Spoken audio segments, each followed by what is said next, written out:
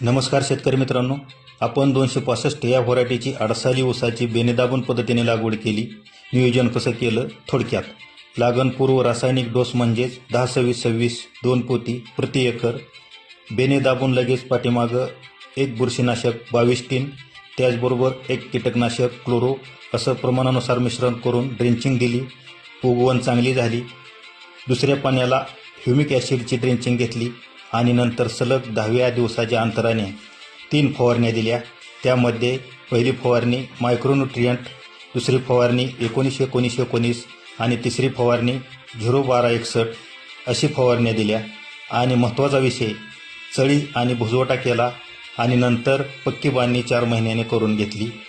जास्त पावसामुळे तांबेरा आला, तांबेऱ्याची एक फवारणी करून घेतली. शेतकरी दादाओ, आपलं 100 टन हे उद्दिष्ट असल्यामुळे आपण जे काय नियोजन केलं आहे त्याचा संपूर्ण व्हिडिओ आपल्या शेतकरी बळीराजा या यूट्यूब चॅनलवर आपण अपलोड करणार आहे. आपल्या शेतकरी बळीराजा या यूट्यूब चॅनलला फॉलो करा आणि इन्स्टाला आपल्याला फॉलो करून टाका, म्हणजे तुम्हाला शेतीसाठी उपयुक्त माहिती तुमच्यापर्यंत पोहोचू शकेल. धन्यवाद.